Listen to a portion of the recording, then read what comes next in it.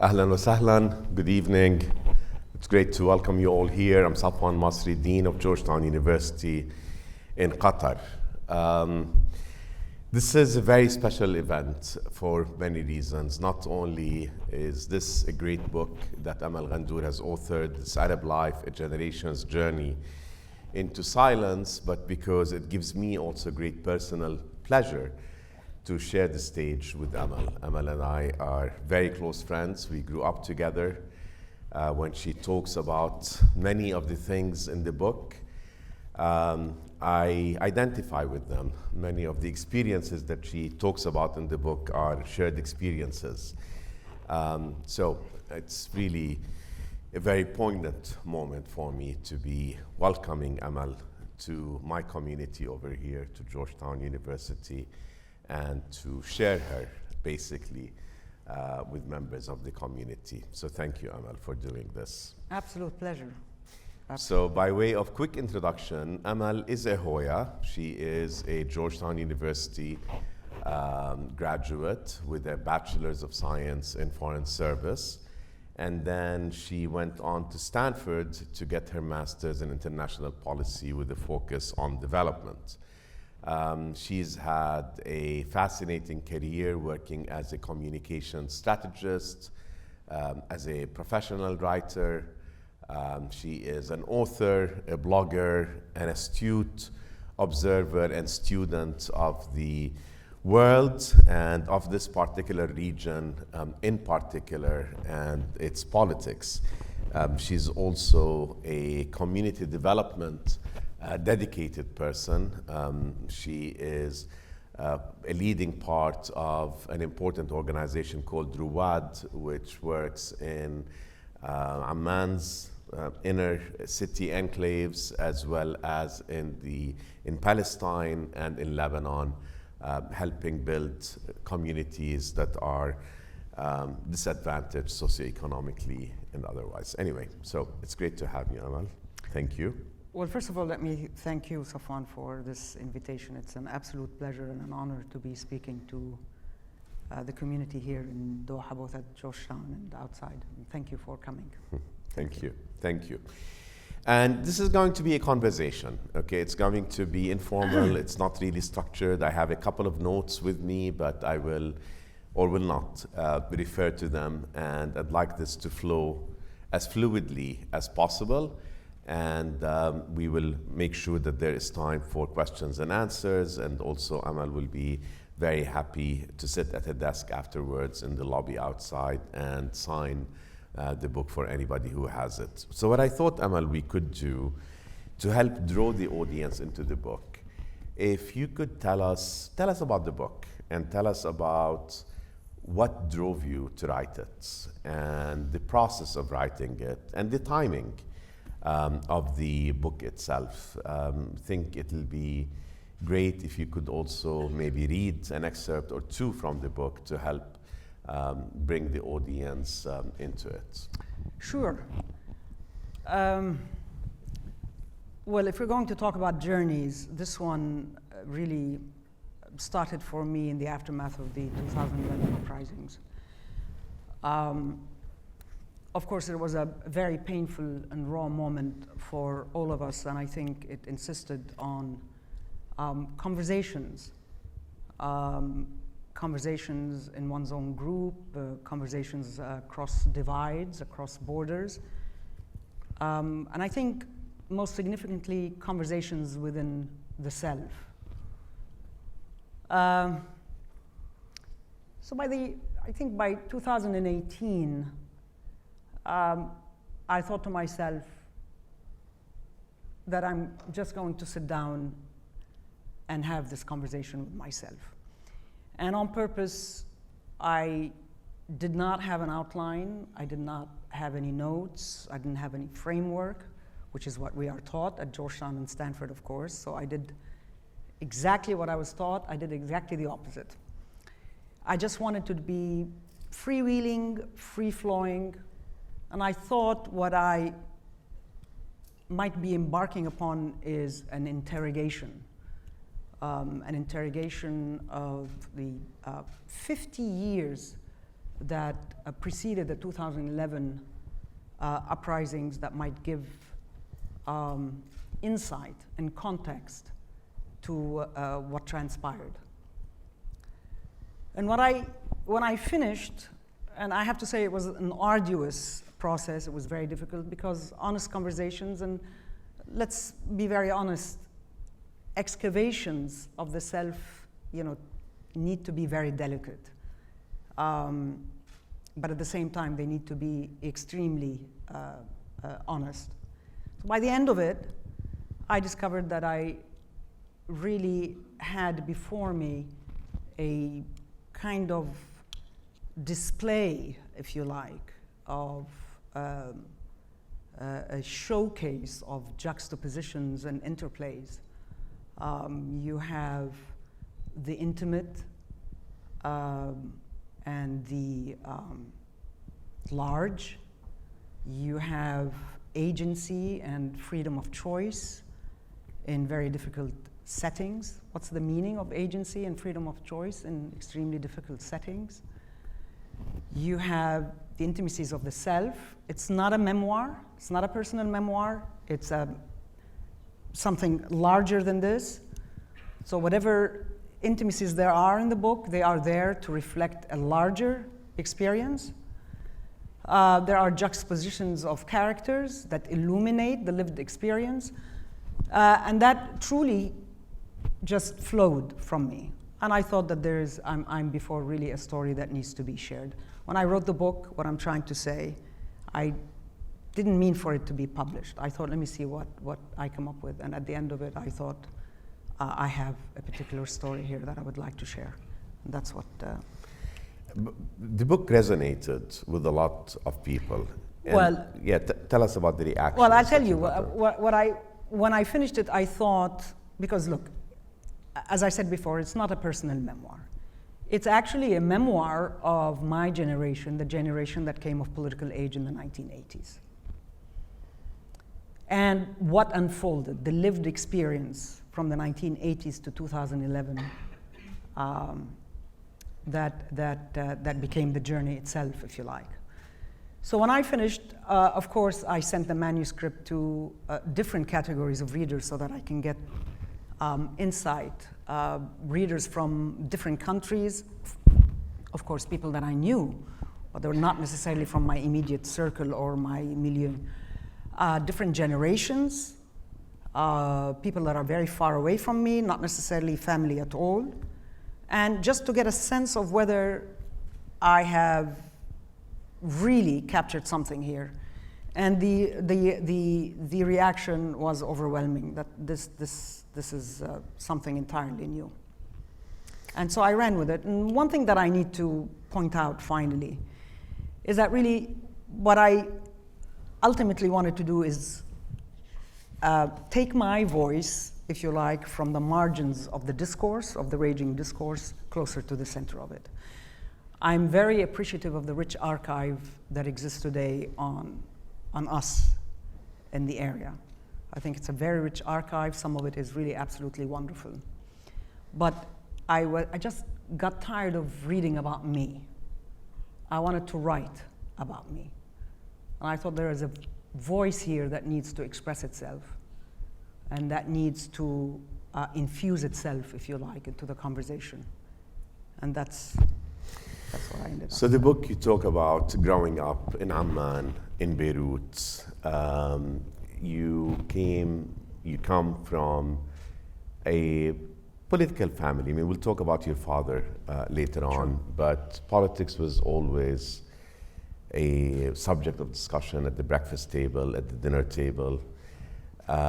You lived sort of and observed and been part of really what transpired in the Amman and Beirut that we grew up in the 1960s, 1970s, what we saw perhaps as a promise, what we saw as a potential future, and then we saw defeat after defeat. And you talk in this book about the role that we played, or this generation played, or didn't play in it. And at one point you say, we the elites, intellectuals, leftists, liberals, free-floating bourgeoisie, and aspirants to such glory were complicit in our defeats. Talk to us about the defeats that you referred to over here, and how was this generation complicit? And I should perhaps underscore in that is, from my experiences listening to people discuss your book, that's one of the things that really resonated. There was an honesty about it, a sort of a sense of accountability in it, and a lamentation that resonated with a lot of people like myself. Right, you chose the most difficult part of the book too, so that's fine. Look, what I wanted to do is go beyond the surface. And the surface of Arab life is always the same. This happened to us, right? We're always put in the position of the reactive. This happened to us. They did this to us, right? Absolutely. I wanted to, and to a certain extent it's true.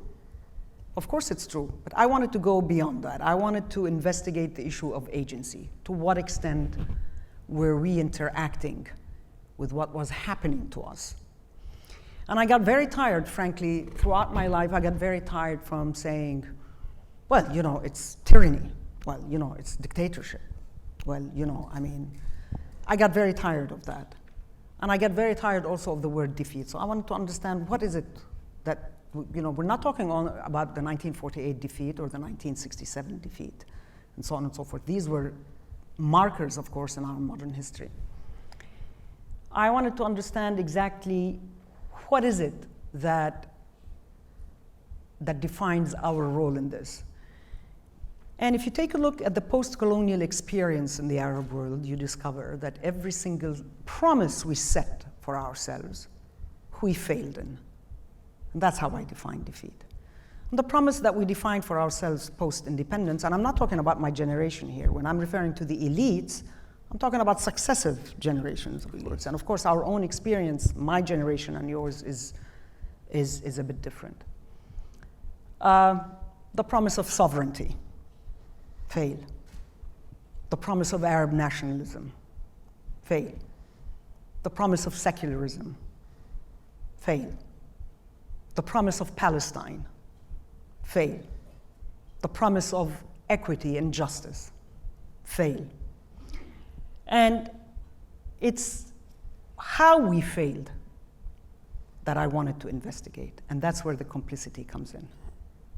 Because I think what really gnawed most at my generation of yours and partially caused the contempt that allowed the silence is that it's not that our parents fought the good fight and lost, it's that they never fought it at all.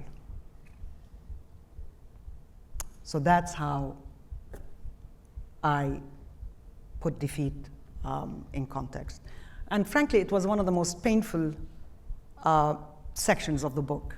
It's one of the most painful, and it required really quite a bit of a very deep, very nuanced conversation with history and with myself.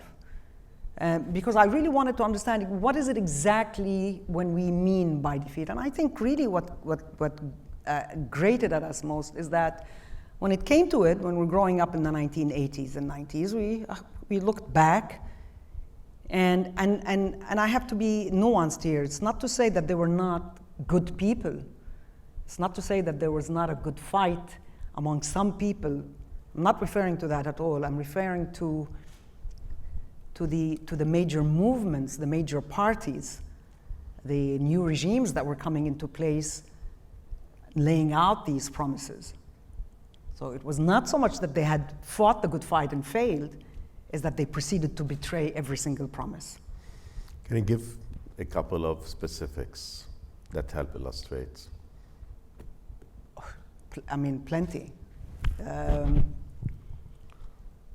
Secularism. How many times have we heard about secularism before the advent of Islamism in the mid-70s onward.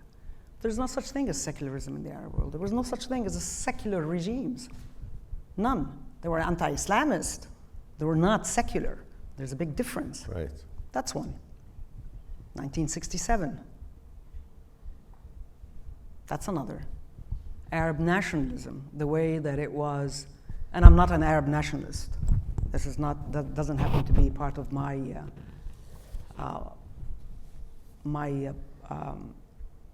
own particular political orientation.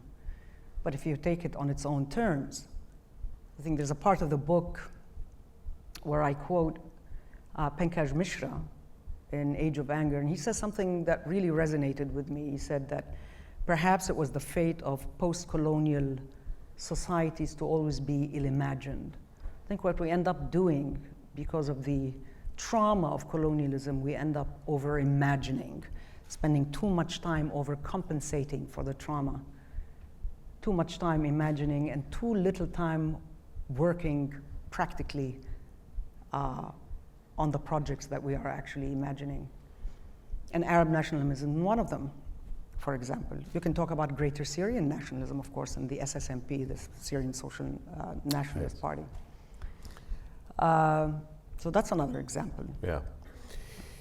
So you say that our parents' generation didn't fight, and one can argue perhaps that they didn't even recognize the need to fight. They didn't see the fight that they needed to fight. Maybe you can explore sort of where our generation, the subtitle of the book is A Generation's Journey into Silence.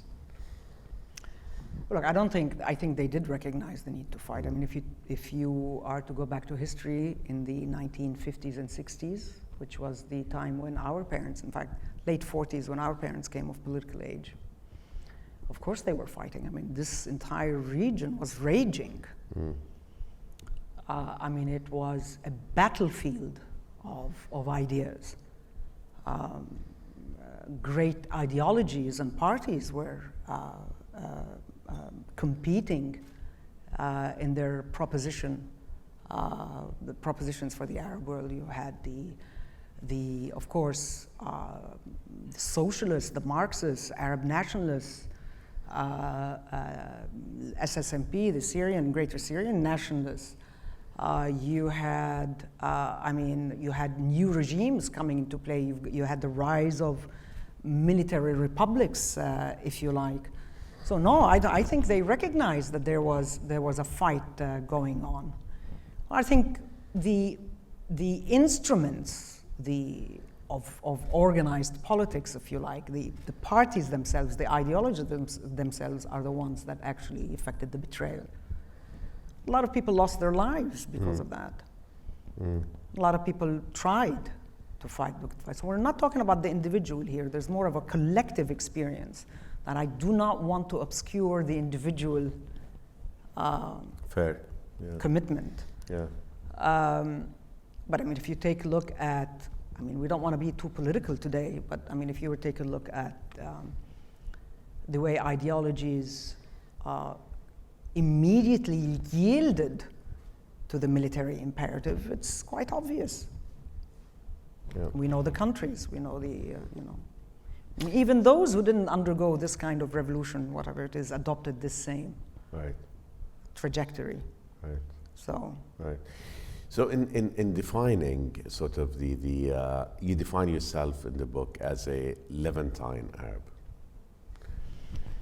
You define, you focus really on your lived experience, which is primarily Jordan and Lebanon, even though you've traveled the region more widely. Can you, for the purpose of our audience, sort of explain what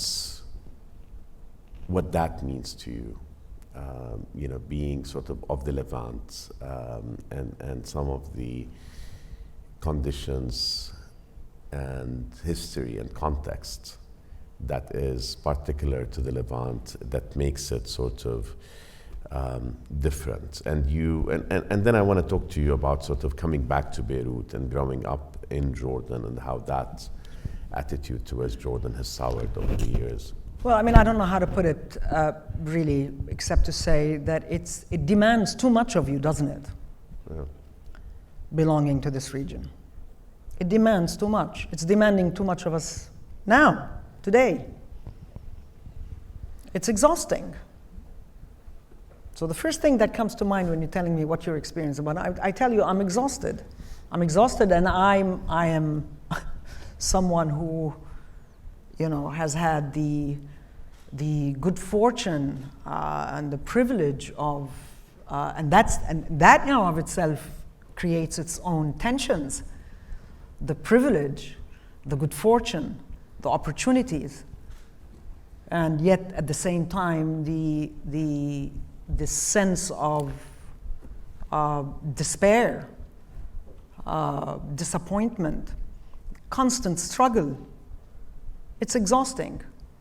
And I have to tell you something, it's also very passionate.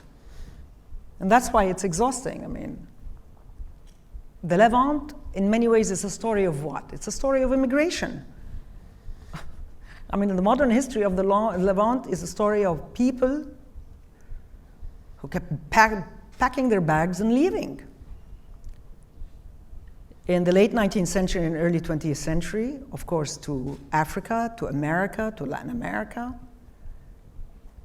towards the 1960s and 70s, to the Gulf, to make money and live a good life and provide for their families and so on and so forth. Now, in Lebanon, since 2019, the estimate is 300,000 people have immigrated.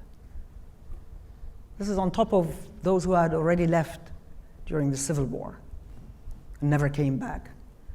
And the sad thing is those who actually came back in 1991 when the Civil War had presumably ended, because it didn't really, but presumably ended, and now ended up having, their kids probably ended up having to pack up and leave.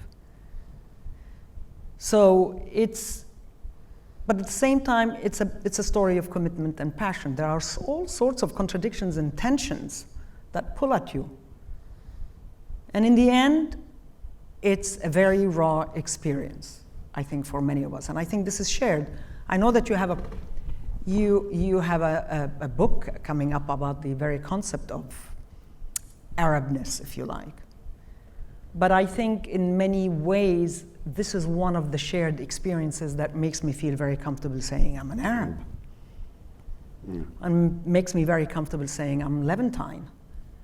I am Lebanese Jordanian, I'm Lebanese by birth. I grew up in Jordan because of political circumstances, again, as you mentioned earlier. But when I sit with the Syrian or the Iraqi, even with the Egyptian, even a lot of times with the Algerian and the Tunisian, there's an affinity, there's a shared experience, there's a familiarity. I'm talking, they're nodding. They're talking, I'm nodding. And it's not about a political argument, it's about the experience, it's about the lived experience. It's familiar to them, it's familiar to me. We might have different reactions to it, but it is what it is. And in that sense, that's why I said at the beginning of the book, I feel very comfortable saying, if only by shared experience, I'm very happy to identify myself as an Arab. Do you mind reading? Sure. Pick a selection or two and perhaps one of them, well, I think what I might do, next. Yeah. Let me tell you what I have in mind, and perhaps the audience might enjoy it. I'll just read a couple of passages to give you a sense of the book and the different moods in it, because I don't want this talk to end up being very somber. Okay, so this is from the first chapter. It's called Where Was I? No, sorry. Actually, I'm going to read you from the second chapter, forgive me, because we already talked about that. It's called Awkward Amities.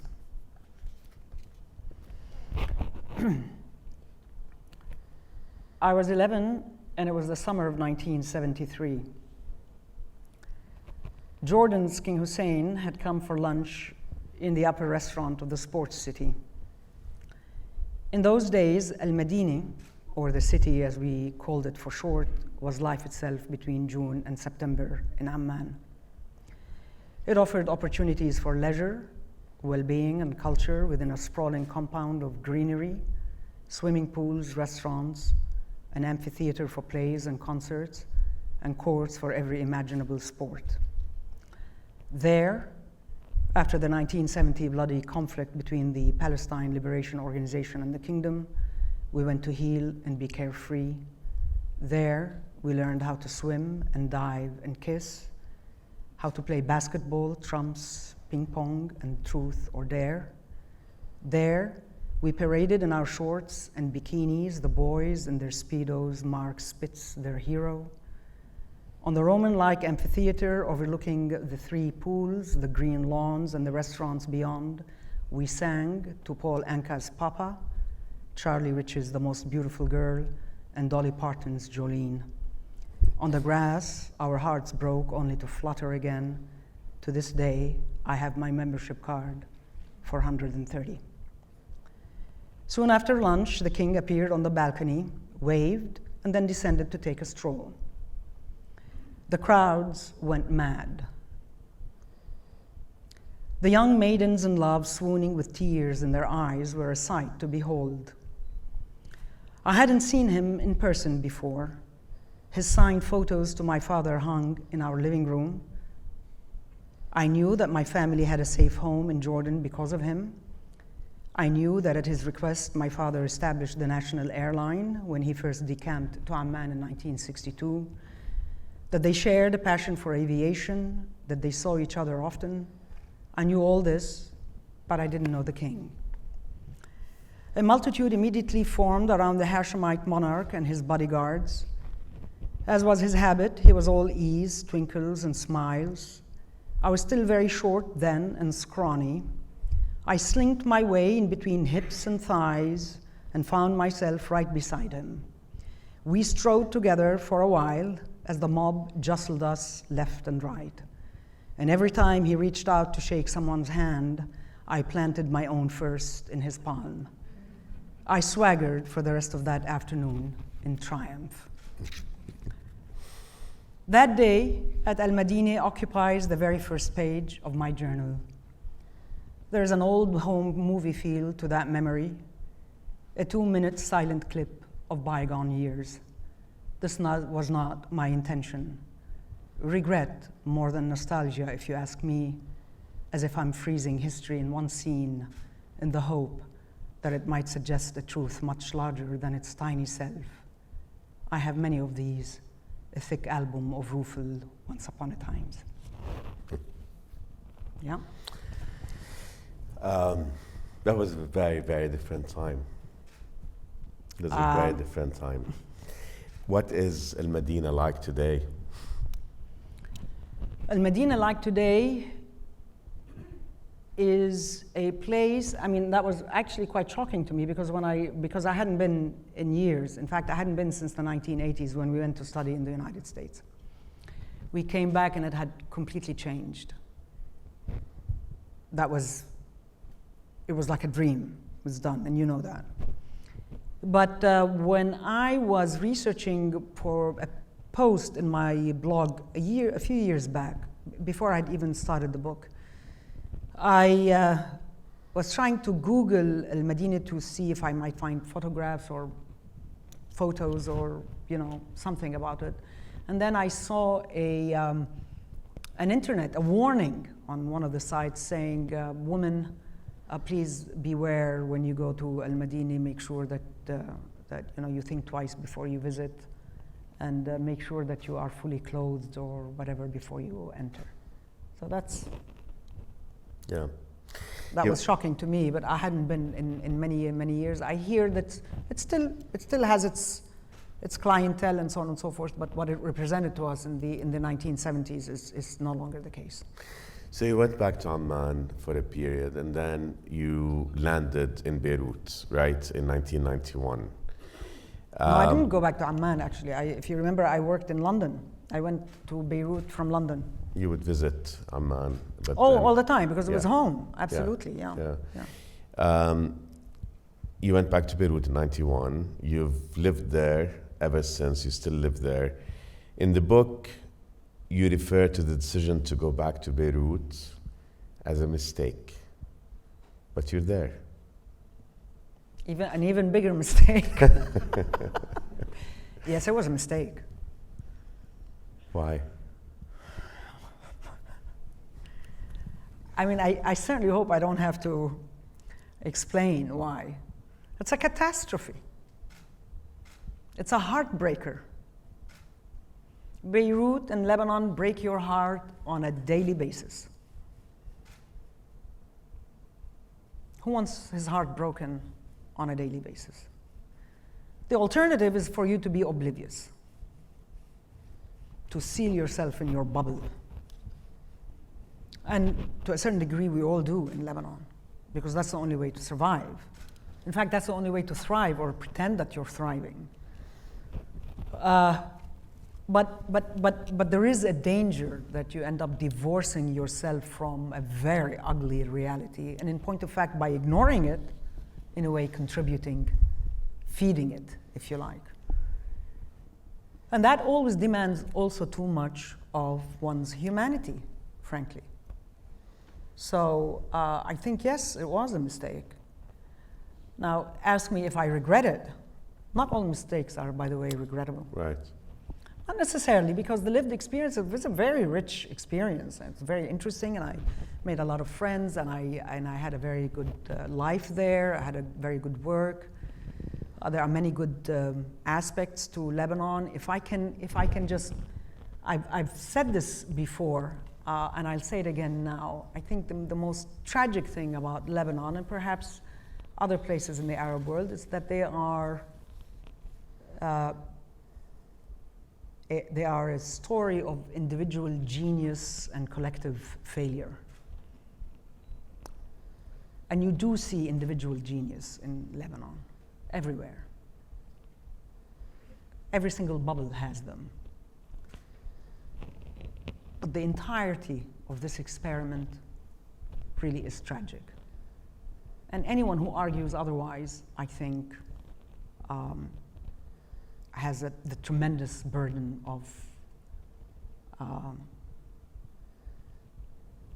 proving it in full sight of evidence to the contrary. So, did you want me to read a passage from that? Please. I thought that was coming. Okay. Now, you will forgive me, there are moments in Lebanon that are really quite fun in the book and really interesting, so on and so forth, but in keeping with the mood, let me just offer you this. That was in 91 when I first actually came back to Beirut, just the first few weeks, in point of fact. Barely a couple of weeks after my arrival in Beirut in 1991, I rode down from a dinner party in Bet Miri with Riyadh, a friend. He took us through the center of town for a fly-by-night tour. As we entered at a crawl, buildings stood crucified on both sides of the road, an honor guard to the horror show about to unfold. For a few minutes we were alone, two people gaping at the hideousness of human strife. Only Riyadh's voice guiding me through the images and the wheels grinding on gravel pierced the night's hush. In matters of war and its special kind of death of places and human beings, I was naive. I sat still, eyes flitting between vistas of rubble, imagining the dead bemoaning a life so needlessly and cruelly cut short. Then in the near distance, an eye-level faint light shone. As we approached, we saw coffins in different sizes and types of wood in the lone workshop. In it was an old coffin maker carving his way through another abode for the hereafter. In the very early hours of peace, in the dead of night, in a cemetery of everything wondrously Lebanese, the only human activity was a retail business to permanently house cadavers. Had I had a camera on me, if only.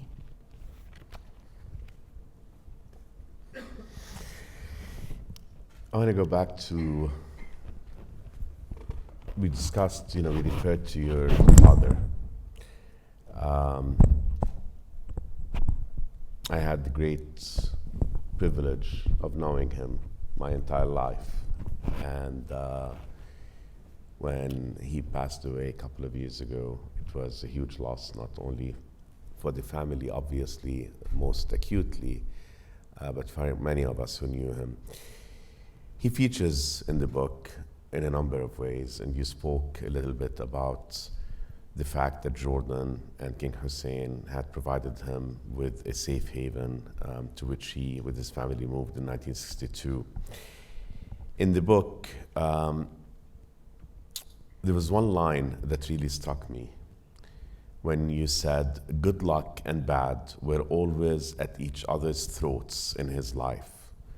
The first somehow always coming from behind and winning." Can you speak about the bad luck and the good luck and Well, how the listen, good luck won?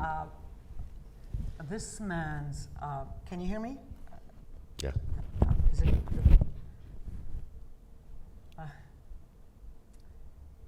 This man's, how shall I put it? We actually grew up, and I know that many children grow up seeing the halo over their father's head. But we genuinely thought that the heavens really had a liking for him because the near misses were many. And after every near miss, there would be yet another. They need to fix your microphone. could you لأنه غلطت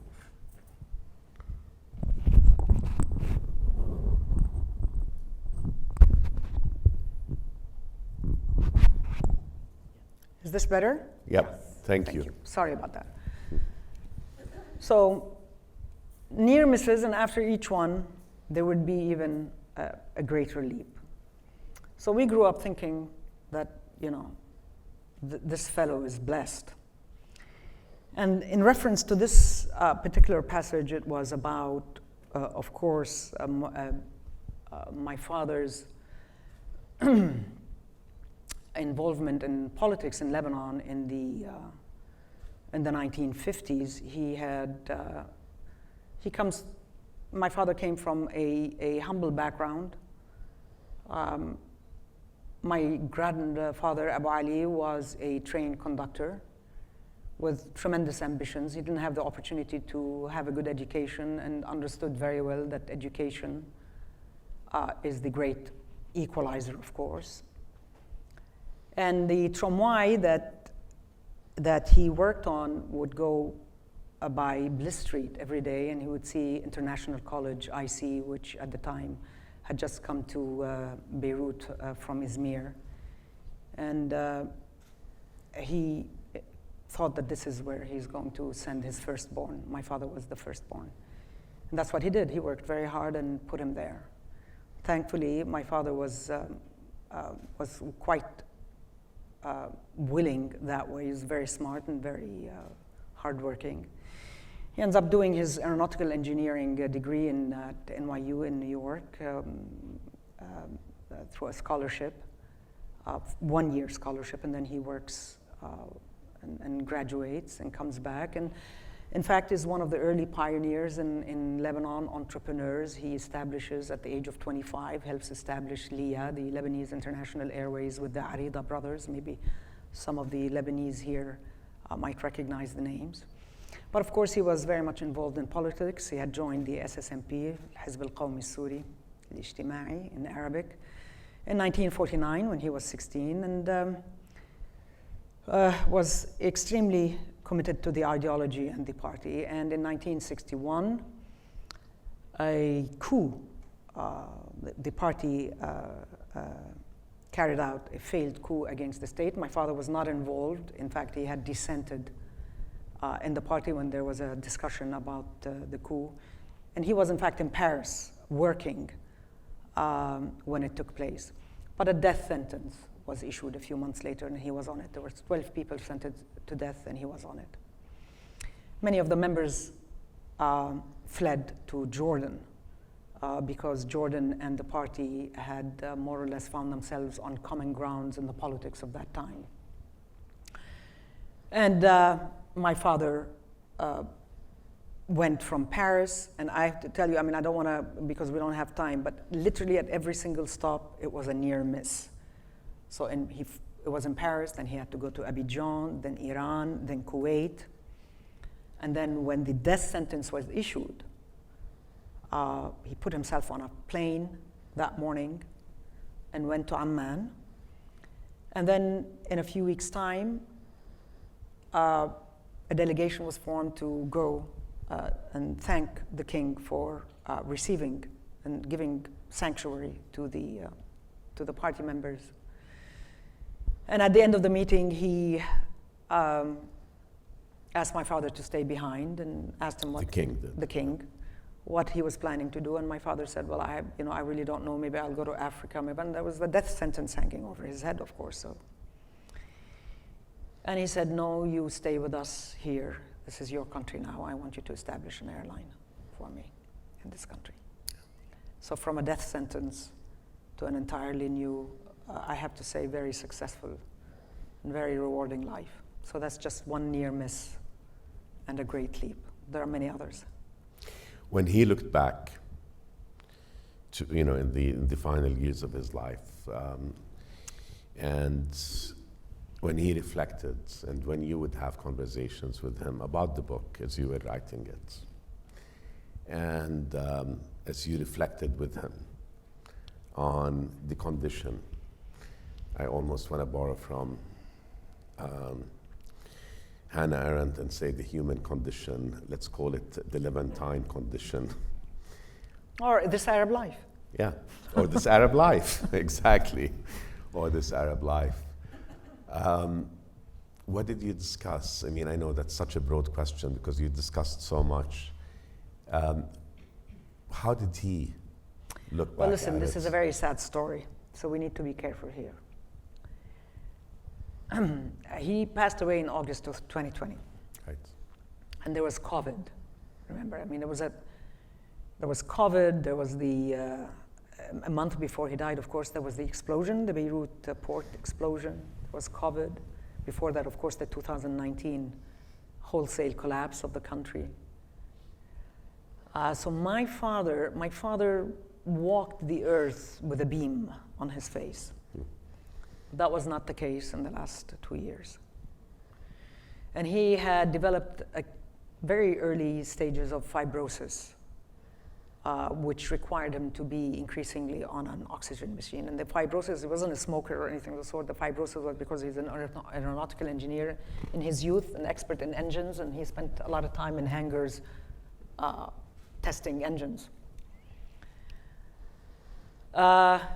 He's forever restless, he was working till the end, and he found the confinement at home just simply unbearable. And then the cascade of terrible news. I asked him, probably a couple of months before he passed away, and he looked at me, and about the book specifically, he read it. He didn't read it all because it had not been finished, but every time I finished a chapter, I would send it to him. And he would just look at me and say, he looked at me once and said, you're very courageous. And that's it. Didn't make any comments. I said, is there anything you want me to change? Anything that I need to be careful about? Anything? He said, no, just understand that you're courageous here and that has its consequences. And then a couple of months before he passed away, that was the hardest conversation with him. He said, it was all for naught, meaningless. I never thought I would hear him say that, but he said it. But you understand why. I mean, he had lost his friend as well in the explosion, his best friend, childhood friend. So it was really just a very painful moment for him, and he was in an extremely, extremely, extremely sad mood. So unfortunately, that's how he went. Yeah, he was witness. I'm going to open it up. I mean, I'm tempted to continue the conversation, but I feel I want to bring everybody into the conversation. I'm also tempted to ask you, Amal, to read some more passages, but I also want I insist that the audience ask for that. Exactly, and I also insist that the audience read the book. No, and this I don't That, agree with, I by the way. insist, not you. I can do that. So please.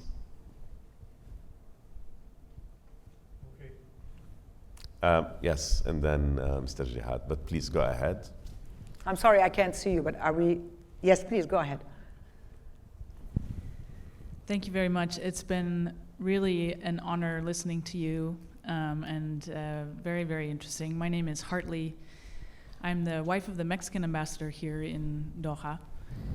My husband and I lived on the US-Mexico border for some time, and I'm conscious that the Arab life, as you called it, is very marked by migration, and that there's, you yourself, you described the fact that you're from Lebanon, but you felt you always went home to Amman. You felt that this was your home. So I wondered if you could just talk about the sense of homeland. What's the Arab homeland? How do Arabs, or how do you more specifically, because Arabs is a large group of people. What would you say about your sense of home? What gives you a sense of home?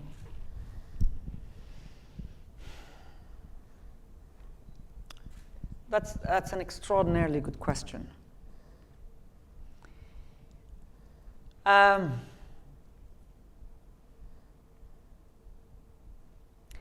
felt home in many places, by the way. I am very much attached to this land. And sometimes I'm very angry with myself for being this attached. But I have to tell you, I mean, I'm really quite cosmopolitan this way. Home is where I feel, first of all, home is where loved ones are, for me, inevitably. I mean, I think I would love to live in many countries in this world, but without loved ones, without the human encounter and the human contact, for me, it's not an experience I would have ever wanted to have. And I'm very appreciative of those who are extremely passionate about homeland, but it worries me. I mean, this kind of passion and this kind of attachment often finds us at odds with some very good people in this world, across divides and in places where we really don't want to be. I'm very weary of this kind of love of homeland, and you know this very well, of course, from the US-Mexican debacle that we have been witness to over the past, decades, really. It can lend itself to something very ugly, xenophobic, and really quite miserly and ungenerous. So I worry. I try not to be this attached to the land because I perceive some very disconcerting consequences, if you like. So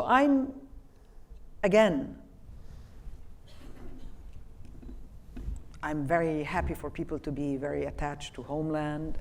I'm very attached to this place, but I think there has to be a limit to this kind of, from my perspective, of course. Sir, and then the young woman here.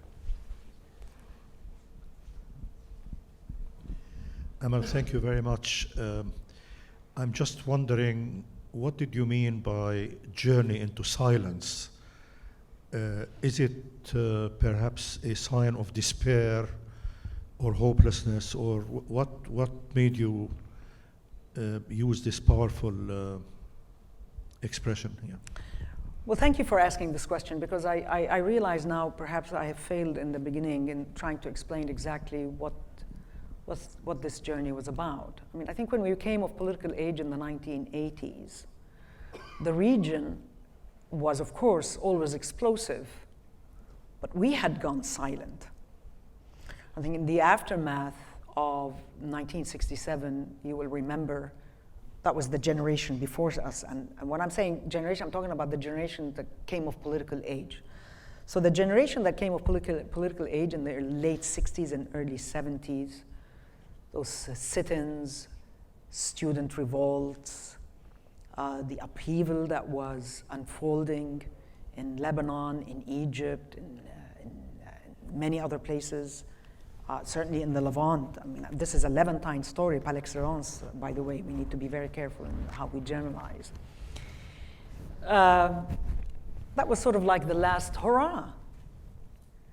I mean, in 1967, the 1967 war, I think, is seminal in the modern history of the Arab world. It's defining. Jerusalem and the West Bank were lost. Sinai was lost. The Golan Heights was lost. 6 days. It took 6 days for a defeat like no other. Precisely by those regimes that came on the heels of the so-called reactionary regimes that also were defeated in 1948 war, only to be defeated themselves. So when that great upheaval happened and the regimes stayed, I mean, what happened after 67, really? Many things happened and didn't. So by the time it came to the 1980s, when we came of political age, we looked back and there was nothing. So there was I think as we were growing up, first of all, there was a sense of emptiness. I wouldn't say despair per se, I would say contempt. Mm-hmm. More than despair. I'd say contempt. And a total lack of belief. Because everything had died, so many things had died after 67. The ideologies, the great parties, ideas. The promises you spoke about. The promises that I spoke about, of course, that had just collapsed one after the other. So came our time. I think the general sentiment really was, well, I mean, if all this happened and you couldn't do anything about it, I mean, who are we to do anything about it? And by the way, I have to tell you something really I've found resonating across borders with my own generation. At that time, the message was constant. Forget about politics. Forget about the larger story. There's nothing for you there. Focus on yourself. Focus on your well-being. Focus on your life. The word politics itself lost its meaning. It had no meaning.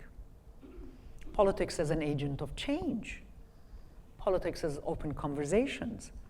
Politics as marketplace of ideas. It was all shuttering down. Everything had shut down. Trade unions had shut down. Political parties had shut down. Ideologies had folded. Regimes were becoming infinitely less tolerant of dissent. So there was also the question of a certain kind of tyranny entrenching itself. We don't want to blame everything on tyranny, but let's not kid ourselves. Tyranny is a frightful thing. And that goes to what I was talking about at the beginning of the conversation, the very question of agency and freedom of choice. Because the book really is not a mea culpa. Many people have read it as such, and I understand why. But it's not really a mea culpa. There are things, you do have agency and you do have freedom of choice, but I think you really need to give a lot of thought to their meaning in very difficult settings. So that's the silence. And the exploration in the book was a genuine introspection to understand the reasons for this silence. And the reasons are many.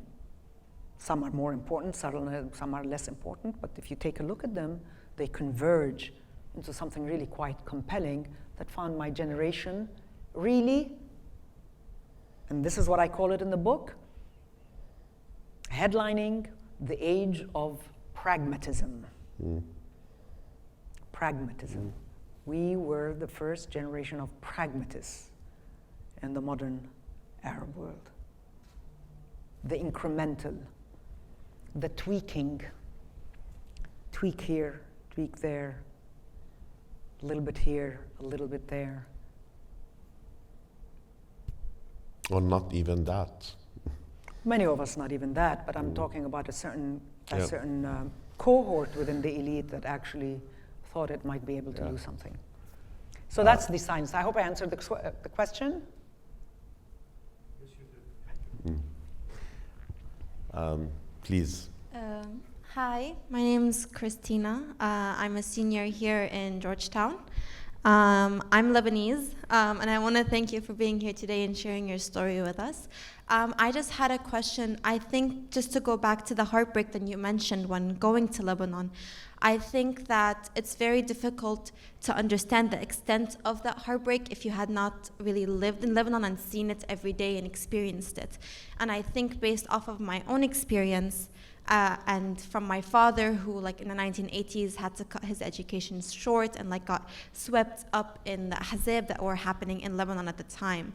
I think it's difficult to understand, especially some of my friends who tell me, oh, we've been to Lebanon, it's beautiful, it's amazing, it's the Paris of the Middle East, but in reality it's really not, because you know when you live there the experiences of the people.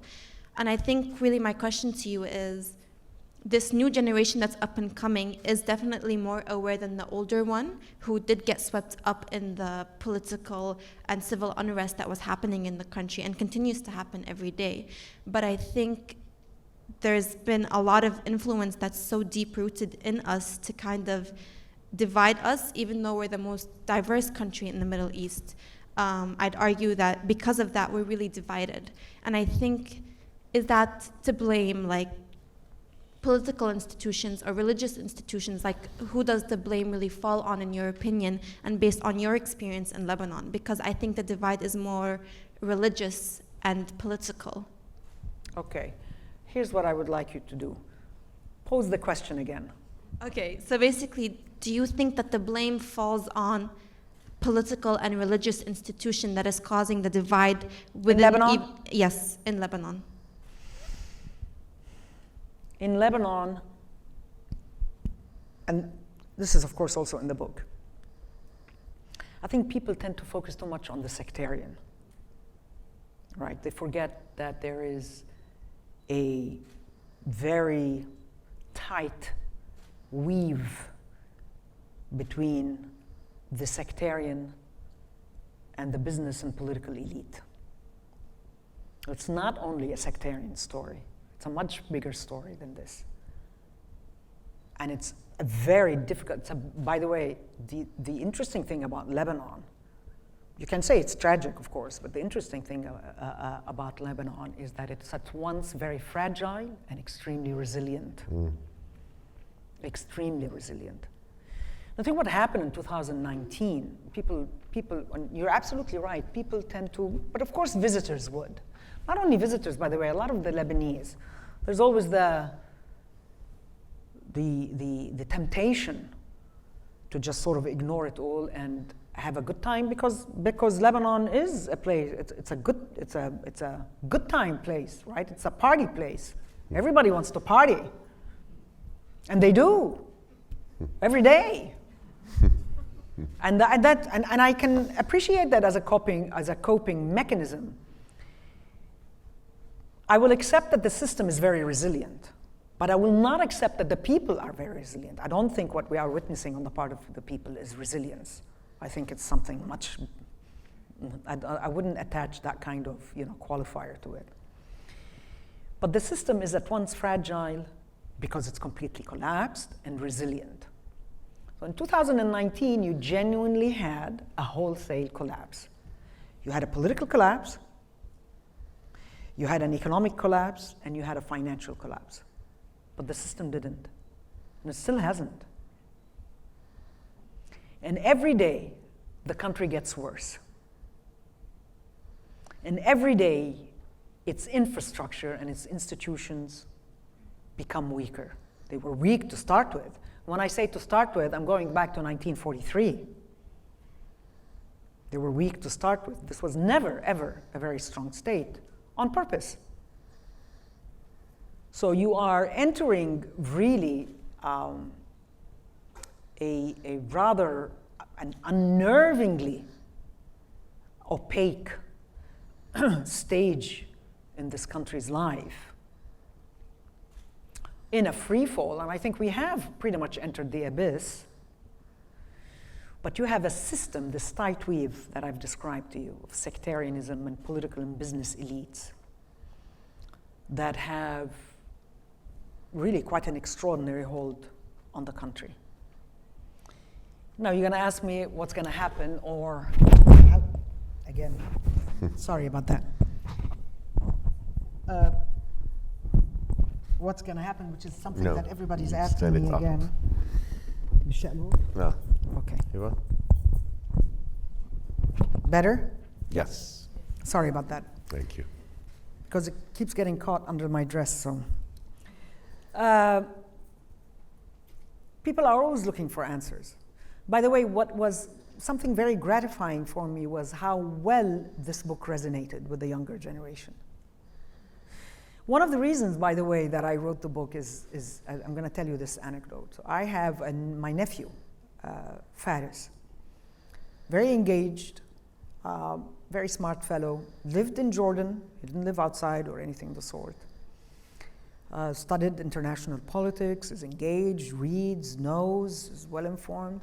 And every time we would be sitting and having a conversation and talking about Jordan and the Arab world, when we were growing up, he would look at me and he'd say, I don't recognize this world you're talking about. I mean, you're describing a man and a Jordan to me that I have absolutely no idea what you're talking about.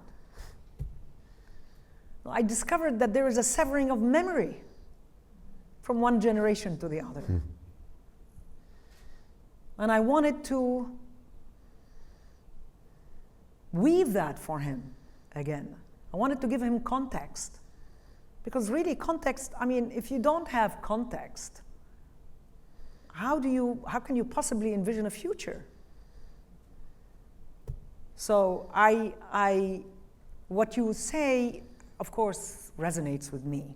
And I know what you're saying. A lot of people come to me and say, your country is just so magnificent. And of course, I immediately shut down, and I disciplined myself to really shut up as well, because I got very tired of just telling them, you people don't know what you're talking about. You really don't. Because when you have a country that's part of the people are partying all the time, and 80% are literally hungry, that is not the kind of juxtaposition that any country should be proud of. I'm sorry. So I'm not, to be perfectly honest with you, I'm not optimistic at all about Lebanon, at all. I'm extremely pessimistic. And in this particular case, I think pessimism and realism are one and the same. I'm sorry to say. MK?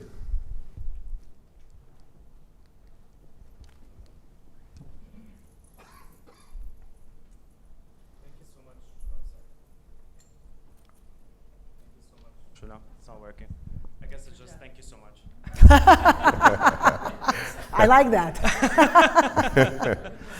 Okay, now you can hear me. I was saying thank you so much for all the points. I had a question, maybe it's a craft question, on how you treat nostalgia and writing without letting it consume you. When I was growing up in the 90s in Beirut, I felt like I lived in two Beiruts, one that was real and one that was based on my parents' memories and imagination and a lot of their grief towards older Beirut. So it was like traversing two lines, like Hamra was shelled out in front of me in the 90s, but in their mind it was like Modka Cafe or Wimpy or...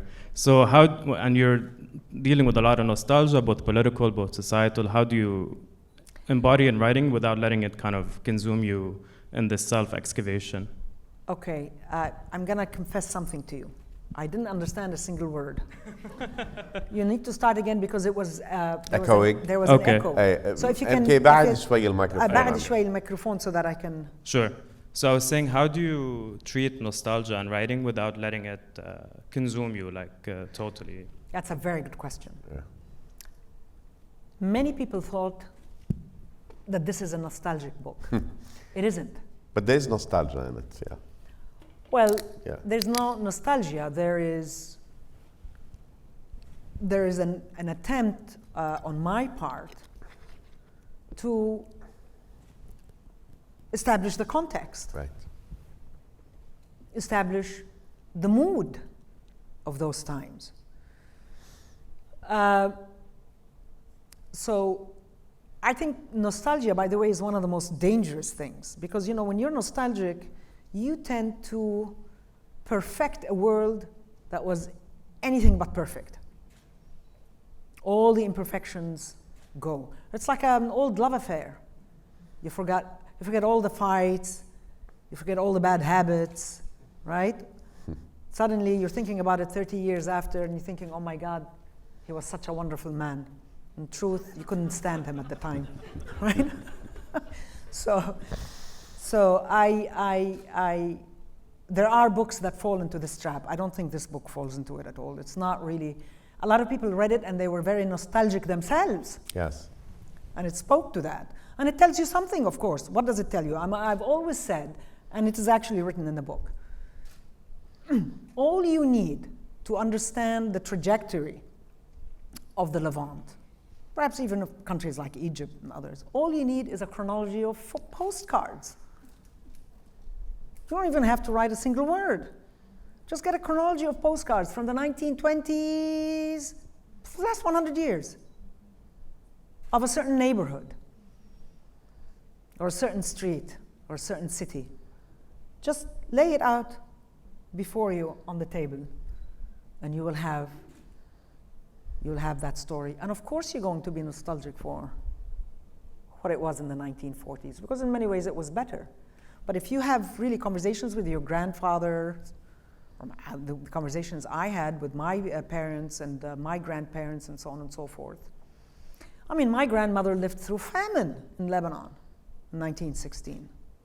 I mean, some people really lived through hell, right, at that time. So there is no delusion in the book here. But I can understand why people, when they read it, their heart pines.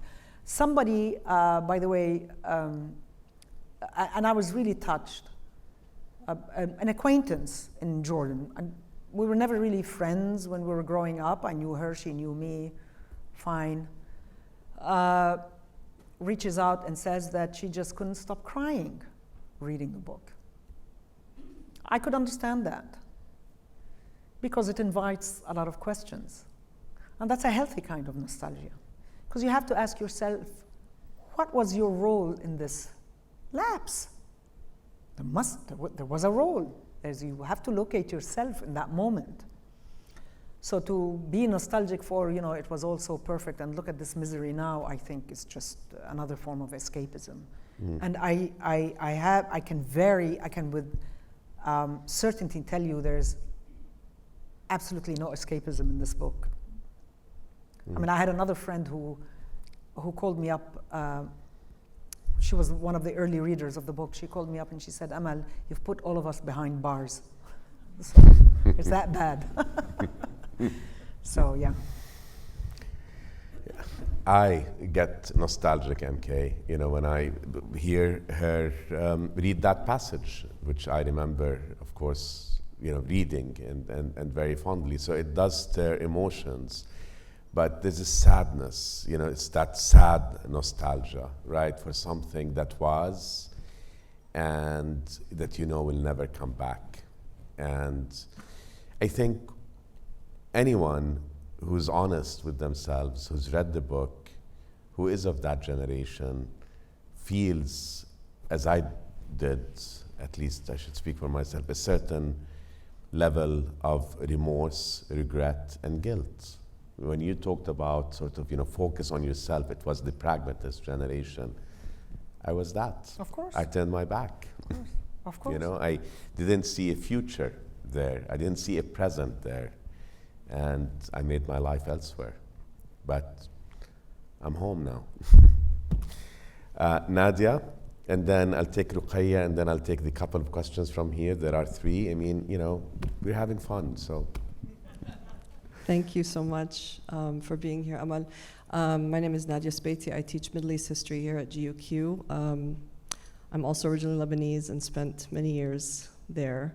And I agree completely that Lebanon is a place that both sustains your soul while it breaks it at the same time. I want to pick up your point about the sort of severing of memory between generations, and I have a lot to say, which we can talk about later. But it seems to me Nadia, one of the. can you put Yes. the microphone? Am I doing the yeah. same thing? Okay. Yeah, you're talking about the severing of memory between generations. Yes, I want to take up your point about thinking about the severing of memory between generations. And one of the things that it seems to me that this book offers is it's an important document of a particular time as well. And so I'd like to ask you to talk more about your decision to write it in English and what that means. And if I could also ask you to think about what the reception might be like if you were to write it or translate it into Arabic. Much harsher, I suspect. Then you'd really be English, courageous. English, Nadia, because like many in my generation, we packed up and left to study outside. So our command, our mastery of the Arabic language, I mean, I speak Arabic very well, I read it very well, I write it, but not well enough for me to feel that I've done my ideas justice. I, in fact, left for the United States when I was 15. And that was for entirely personal reasons. That was not for political reasons or anything. So it was a family situation. We had just discovered that my little sister had severe hearing problems, and then we needed to rehabilitate her. And my brother had been accepted at university. My sister was already at university. So my father shipped me off with my mother to Washington, D.C. So I ended up doing my last 2 years of high school in the United States. So at 15, and then Georgetown, and then Stanford, and so on and so forth. And to begin with, in Jordan, I mean, they made Arabic class was torture. I mean, the harder, the better for the professor. It still is. Right? So I mean, it's like and in point of fact, I found this out when I was at Georgetown. I was about to go back home, and I thought, I'd better brush up on my Arabic because it's been such a long time. So I took a course called journalism in Arabic, and I thought, oh my God, they're teaching it in an entirely different way, and I thoroughly enjoyed it. It had grammar, it had everything in it. But it was a completely different approach. And I finally understood how foreigners are able to speak Arabic so well, because they're taught it in a completely different way. So English, it's because, frankly, it's the language I feel very comfortable expressing myself in. Now, there are unavoidably very difficult issues discussed in the book. In the Arab world, they tend to look much kinder on that if it's written in English. I think the assumption, and I think it's a correct assumption, that, well, who's going to be reading? I mean, how many people are going to be reading this book? I mean, what's its reach? And if its reach is the elites, per se, or, whatever, well, who worries about those? which goes actually to the point of the book, in a way. So I am thinking of translating it. I am. I'm giving it very serious thought, and I have to tell you that a lot of people who read it came to me and said, this has to be in Arabic. It's a decision I have to take. I can't take it, and there are ways that we can do it. That's the beauty of language, right? Many things that you can convey in many different ways. So I might end up doing this sooner than later. The implications are huge, I think, if it's in Arabic. I mean, if I may share this, Amal, when your father said that you're courageous, it is a very courageous book. When I read the manuscript in English, what was going through my mind is, could this create problems for you, going in and out of various countries of the Levant? And at the end, probably not, and probably not also because it's not that accessible, given that it is in English. So it's something one has to take into account. Did I answer the other part of your question? I'm sorry? This to a certain extent, just asking you to think about what the reception would be like. Like, who could you reach in Arabic also? I think a much bigger audience, to be perfectly honest with you. What are the implications of that? For me or for them? Well, for the book, I would think, but for the book, book, but also for what you're trying to done convey, right? The sort of the document. There's a particular period of history which I think you're intentionally putting down on You're paper, absolutely right. And so my question is really not to ignore the potential implications of it for you, but also, who are you trying to reach, in other words? This is one of the reasons why I'm giving the translation very serious thought, because I think that, especially among the younger generation, and I think quite a few from my generation who are not particularly good in English, I think this will have a lot of resonance. So most probably I will proceed with it, but I need to really negotiate the implications, if you like. But I appreciate that it is a document that needs to exist in both languages, absolutely. Thank you. And I just want to point out that we have a number of Arabic language faculty sitting here in the audience, and they are totally inspired by what you said about the course that you took at Georgetown about Arabic journalism. Oh, yeah. Because our intention is to make the teaching of Arabic as much fun as can be, right? So that at the Ministry of Foreign Affairs and everywhere else, our graduates have a greater mastery of Arabic than anyone else coming from anywhere. And that's a commitment I'm making in front of some very important stakeholders. Okay, we're just worried about time. Hi. Yeah. Okay, so there are 3 hands that I see, or 2 maybe. No, 3. So I'm gonna take those and then come back to the 2 hands over here after Ruqayya. But I'm gonna ask people now to ask their questions as crisply as they can, just for time. Okay, thank you so much, Amal. This is absolutely wonderful. I'm enjoying this conversation so much that I want you to involve in an experiment with Safwan right now. Safwan, in his work, he interrogates the idea of Arab and who is an Arab and Arabness. And you are talking about affect, the fact that when you speak to Tunisians and other nationalities, you feel that they understand you and they not. Can you get in a fight? Can we what? Can I get into a fight? Can you get in an argument with Safwan? My biggest fear was that we would get into an argument on stage that replicates how we are off stage. So.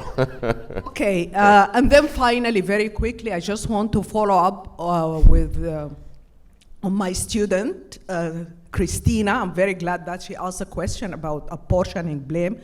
You mentioned complicity. So if you can just say a couple of things for people who don't have any context about what you are referring to.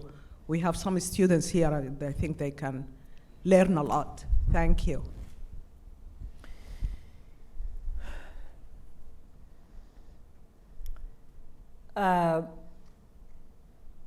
Okay, let's take Lebanon as an example. I mean, that entire experiment from 1943 needed extraordinarily imaginative and creative minds to refine it in a major way. The complicity of the elite in Lebanon was in only wanting to tweak it. That's it. That's all they ever wanted to do. Let me give you a concrete example, if I may. So, you know, everybody has a sect in Lebanon, unfortunately, right? I had a friend who belongs to a certain sect and was establishing what he thought was a civic forum, right? And he was establishing, to his mind, a civic forum that actually separated itself from the current establishment in Lebanon.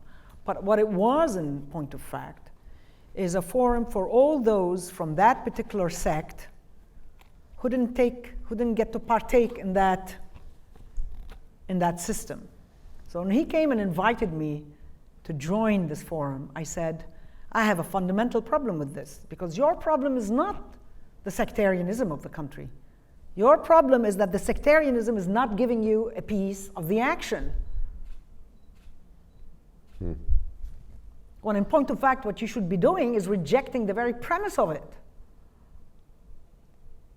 So if I want to concretize it, I'll give you that example. Tweaking. All they want to do is tweak. All they've wanted to do is tweak. Some of the greatest minds on the part of the Lebanese, now I don't want to mention names because some of these people I have tremendous respect for, but when they could have been spending their energy and applying their brilliance to really taking that experiment and rewriting it, they thought, and here's something more specific, really, they thought that they can work with the system, in this system. This kind of system, and that's the same thing with my friend. This system doesn't work with you. It gobbles you up. It eats you up. It doesn't work with you. There's no conversation between the system and you. You join it, and that's it. But of course, I understand as well that going the other route is a treacherous one. It has its risks and its problems and its frightening, eventualities. So that's, that also goes to the question of freedom of choice and agency as well. I mean, and I have to tell you that, quite a few people felt very frustrated about the book in this way. And I said, I'm very sorry that this is causing you frustration, because, I mean, you can achieve clarity, but you don't necessarily achieve answers. It's a conundrum in that sense. Yeah. It's a dilemma. And I don't necessarily have an answer as to, I know how people cope, and I know how people have coped in Lebanon, sometimes very successfully. But, and we don't want to revisit the 2011 uprisings now and what happened in Lebanon in 2019 and so on and so forth, but there are very clear reasons why these uprisings are not working, or haven't worked in this first round, let's say. It requires quite a bit of commitment and passion and just an extraordinary kind of love. And I can very much appreciate people thinking, well, no thank you, because it's a very heavy price that they have to pay. So it's a conundrum, it's a dilemma. If you don't mind, just because of time, I'm going to take, if you don't mind, Amal, we'll take the last couple of questions together. Sure. Okay. So please Yeah. go ahead and, yeah. Okay. Hello, Amal. How are you? Happy to. I'm sorry, I need to see you. Where are you? Here. There you go. Yes. Oops, sorry, yes. Hi, Amal again. My name is Sahar, and I'm originally Lebanese, but I was born in Venezuela. And my parents decided at the age of 9 that I should come to Qatar because I should be all Arab and, you know. You are from where? Originally Lebanese, but I was born in Venezuela, in Latin America, Venezuela. Venezuela. Ah, Yeah. Venezuela, okay. Yes. So at the age of 9, I came here to Doha to, you know, get my Arab in me and become an Arab, true Arab. So after I got finished with school, I also studied college here in university here in Doha, and I became very fully Lebanese. And now they're like, okay, now maybe it's time for you to leave the Arab world because you have to go work. back to Venezuela? Not back to Venezuela, but you know, maybe not just get out, you know, maybe make some money, I don't know, but maybe get out of the Arab world. But my question to you is, I'm a bit confused about what I should do now because I'm just confused because I was here and then I have to go back. So my question to you is, you talking about chaos and then talking about how you're so pessimistic about the Arab world. Why didn't you pack your bags again and leave the Arab world? How does your presence here align with your purpose as Do you Amal? understand that? At the end, why didn't I leave? Yeah. Why didn't you leave? Okay. Next, One, let's take. Yeah. but I have to apologize. All the time I was thinking that the lady over there was talking. That's why my eyes were going over there. Sorry, I Forgive have me. short arms. So now maybe I'm that's focused why. on you. Okay. Okay. Sorry. Please. Yeah. Here now I am. So I Can would you raise your hand? here. Oh, there you go. Okay. Hi. Thank you very much. So I would be interested in the outlook to the future, really, because we've Where? heard, you know, where you, how you got here, but I would be interested in your view on what's the remedy, really, for the Arab life and for the Arab soul. Like, what's the kind of healing journey? What could ignite it, or where to start from? Or how do you prevent the next generation or from Yeah. going into a journey towards silence? Exactly. Okay. And The three questions? Yaz, yeah, we'll take خلاص لأنه the last round. Okay, Yaz very quickly, and then if I don't give Saeed the floor, we'll both be in trouble. Yeah. Hello, I'm Yaz. I'm a student here. I have a question about like the Arab identity, and that's. Can you hear me? Yes. I have a question about the Arab identity, and that's something, you know, that's been brought up in the conversation yesterday about Palestine and today. And there's a quote like in your book that says, we define that, the question about unity, we define that infinite we with no name, no party, no argument, and no power, unquote. I wish mine had that clarity of his, but it doesn't. And as a Moroccan, there's always that constant thing that we're not Arab, we're Amazigh, but also we're African. But I've never fully, and I still haven't yet comprehended or like felt tangibly that Arab identity. And does it even exist? Is it maybe perhaps we just have a language? Because when talking about the conflict of Palestine, no state, almost no state has done anything tangible. Like, I know Qatar has been helping, but like, we constantly keep saying Arab, but there's always a but behind it. What is that Arab identity, and do you think it truly exists? Okay, Arab identity. And Yaz is from Morocco, by the way. Yes, I Yeah. gathered as much. Okay, Saeed.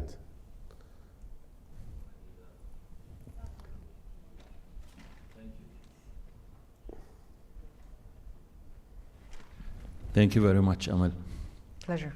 Jordanian, by the way. I'm going to, if you allow me, half a minute, I'm going to say a small story and then I'm going to ask my question. My mother used to teach Arabic to foreigners at Jordan University.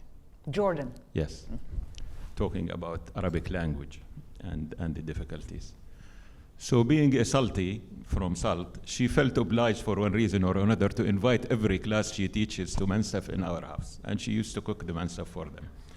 So the class used to come, and my job was to give them their first two cultural shock about eating mansaf. Number one is that it's eaten by hand, so I sit there and demonstrate for her class how to eat by hand and do the bowls. And the second one, I will go inside the kitchen and bring the head of the sheep and break it down in front of them. But anyway, so Amal, you know, I am your age. I'm classmates with Safwan. How do you know my age? He's much older. I know Saeed. your age. He's older. But I grew up with you in Amman during the same period, and I knew Sure. your late father, and very recognizable man at the time. Amal, we were a generation that looked up to the West. We were a generation that looked forward to studying in the West. You used the right term. You said we are a pragmatist generation. We went to the West. We learned ethics, morality, and everything that comes to it. And then comes the Islamic radicalism. And then we turned from a generation that is admiring the West to an apologetic generation to the West, trying to explain every time that this is not Islam, this is not our culture, day and night, day and night. Today, Amal, I sit back and I look, and I am very disappointed with the West. I look at the West and their approach to us. Since the Iraqi war come to this time in Gaza, I feel we have been betrayed as a generation. And I feel as a generation, we need to be also a revisionist generation in our relationship to the West and in the way we bring up our children. And this talks also to the Arab identity question of the young lady before. Do you think that we have to make a stop now, our generation in particular, the ones we were looking up to the West in many different ways? Do you think this is time for our generation to look back and to see, have we done the right thing? Maybe we should be teaching our children something else. Thank you.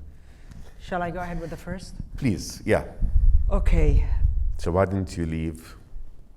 Because I'm stupid? Why didn't I leave? Look, so many reasons. When you go to a place, even to a very difficult place like Beirut, and I never lived in Beirut. When I went in 1991 after the war, I went because I thought it would be very interesting to see how a country reconstructs itself, reconstitutes itself. Of course, I discovered that's or not, right? So I ended up watching a war, a country fritter away an extraordinary opportunity to reimagine itself. And that was fascinating in itself. It's tragic in many ways, but it was fascinating. And I developed relationships and connections and attachments and comforts. I mean, and that has its own tensions as well, of course. I have a very comfortable life in Lebanon.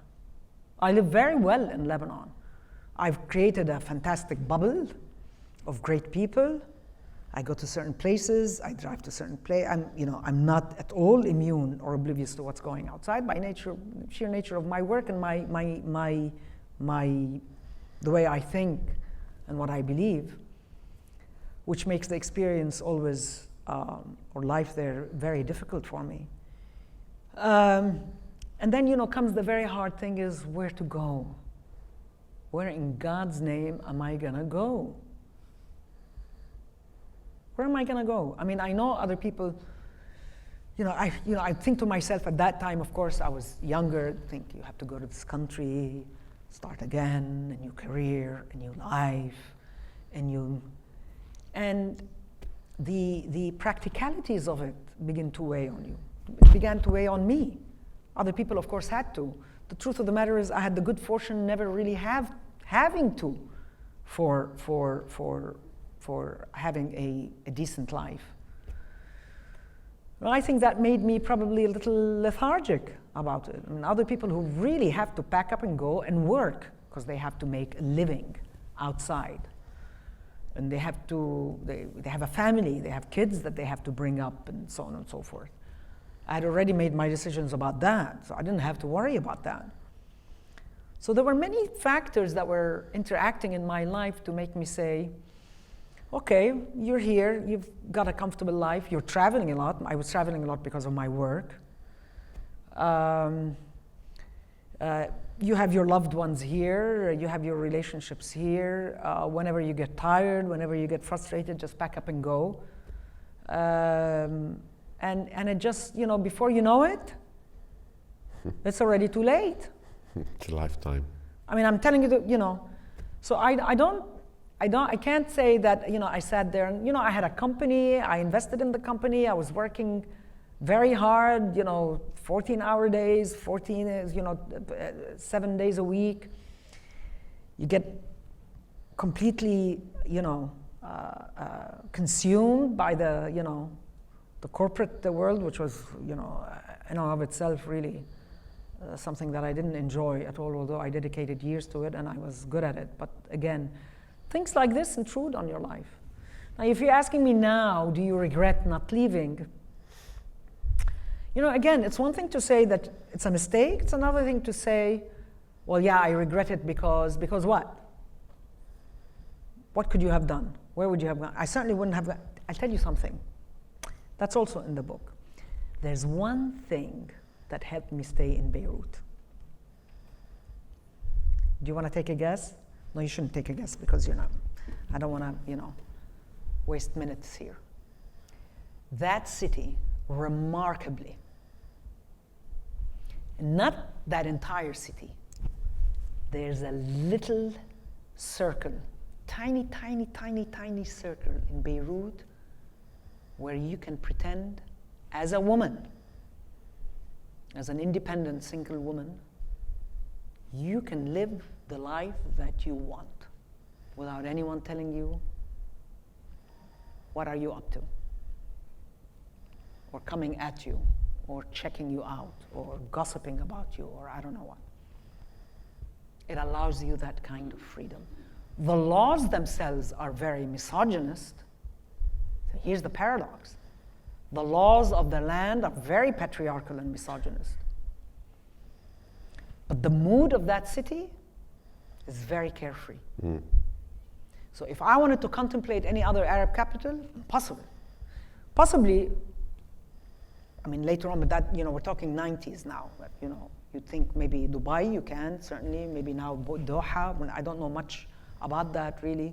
But at that time, you know, if you wanted to live an independent life and just enjoy yourself without the harassments of patriarchy and those who adhere to it in society, Beirut does it for you till this very day.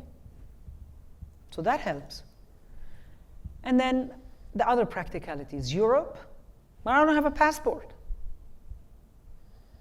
The States, too far away. I have a European passport now, by the way. So that's available to me now. But then I didn't have it. And you really had to invest in it. You had to go and work for years, and you can't get out for a couple of years. Like if you were, I was working in London, I should have gotten a passport, but I didn't think at that time. I was too young. But when I really wanted it, the requirements were just, you know, very strict. So these practicalities intrude, and you say, okay, fine, I'll stay. Second question was about Arab identity. I'm not, are you still here? Yes, there you are. I agree with you. Why shouldn't there be a but, by the way? There should be a but after any kind of identity. I'm a Moroccan but. Yeah, no. You're here? Oh my God. Yeah, so but you moved. So this person over here is thinking I'm really weird or something. Okay. So there should always be a but. I think there should always be a but, you know, after many sentences, not all. For example, I wouldn't put a but after Palestine. But other sentences, yeah, you know, why not put a but after identity? I think you should, second guessing even these presumably most basic concepts is very healthy, necessary, imperative. So no, I don't necessarily think, I fully agree with you. As a Moroccan, there's no reason for you to feel an Arab identity. I can very much appreciate that you would, for example, identify with the cause of Palestine because you're a good person, because you understand right from wrong, because you have, you know, that reading of history. But, you know, as a Moroccan, because I'm a Moroccan, I have to be pro-Palestinian. No, you don't have to be. I suspect most are, but you don't have to be just because they're Moroccan. So no, I fully agree with you. And again, in the book, I make it very clear that I'm very comfortable being called an Arab within a certain kind of framework. But بالمطلق, in the absolute, no. And frankly, I don't feel, I say the same thing about the Lebanese identity in me, and the Jordanian, and any of the other guy. I don't like these labels. I have I have a very healthy skepticism towards such labels. It doesn't mean I reject them, but it means that I don't necessarily adopt them reflexively. Absolutely, and nor should you, nor should anyone. If you don't want to, others who want to, fantastic. So.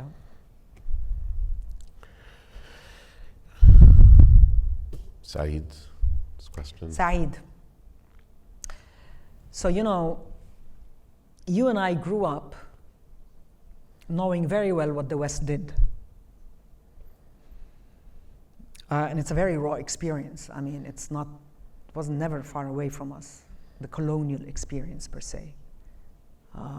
We imbibed it, right, at birth, right after birth. But you raise a very interesting question, because when we went to the West, and in Jordan, I don't know if many people know it here, in Jordan, a certain class always went to the West. We all went west to study.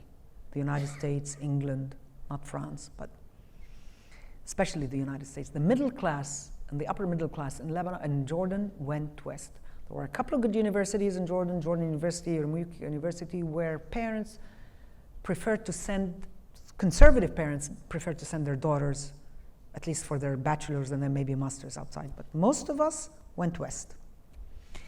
And I remember that at that time, although we understood very well the colonial experience, we understood what it meant, and we had lived its consequences, and we're continuing to live its consequences, we were under the impression that now we can engage in a different kind of conversation with it. Am I correct? I certainly felt that. You felt that. Okay, let's start a new conversation. And we thought, as you said, that we need to explain. As someone said yesterday, raise awareness in our fireside chat. We need to raise awareness. They need to understand who we are. They have to understand what Palestine is.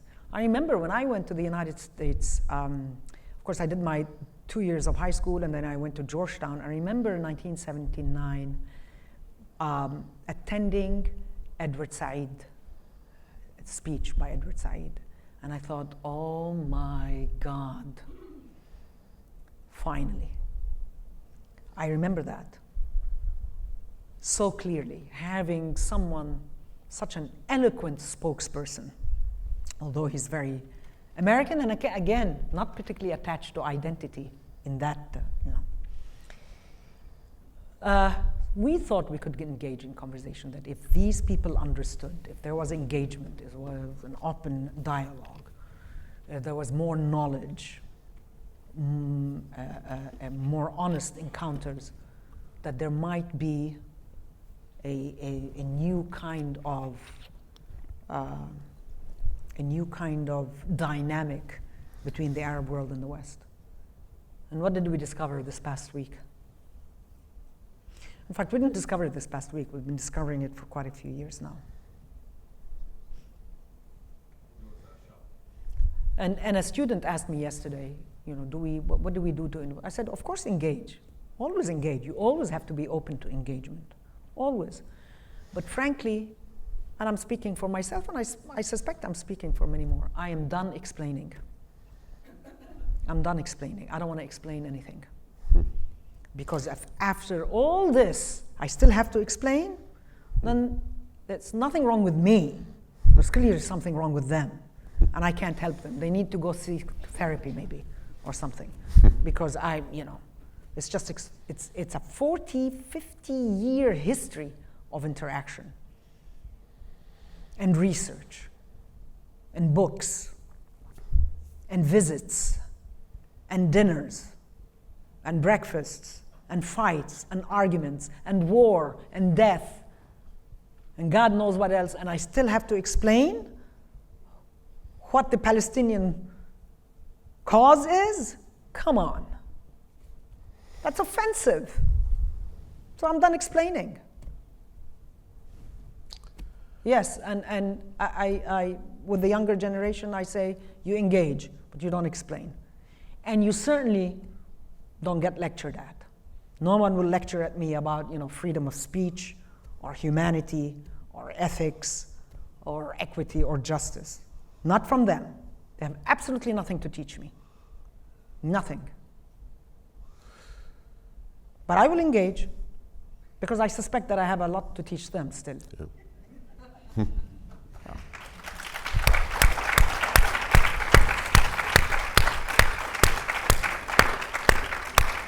Are we done? I mean, let me put it this way. In the year I've been dean, I don't think we've ever gone over time with anything, because at Georgetown, at Qatar Foundation, we stick to a timetable.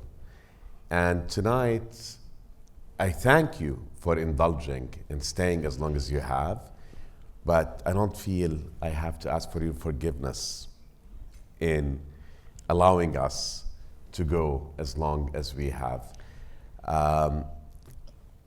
Can I take a second? Yes. When you're done. Just Okay. 1 second. Yes. Go ahead. Yeah. Thank you.